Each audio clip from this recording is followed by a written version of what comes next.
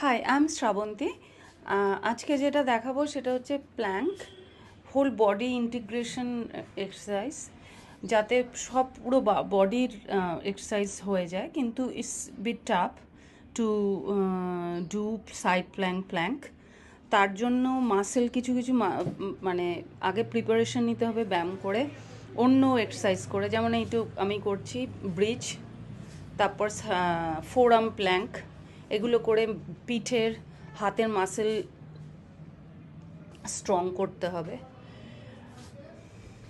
এটা পায়ের জন্য, থাই মাসেলস, পায়ের মাসেলস স্ট্রেংথেনিংয়ের জন্য। আর প্রত্যেকটা ব্যায়াম একটা সিরিয়ালি করতে হয়, যাতে এফেক্টটা ভালো হয়, ইনজুরির সম্ভাবনা থাকে না। এটা এটা একটু bit tough, forearm plank. এটাও ফোর আর্ম, কিন্তু তোমার একটু প্রিপারেশন লাগে। নেক্সটটায় ব্যাক স্ট্রেচ হয়ে যায়,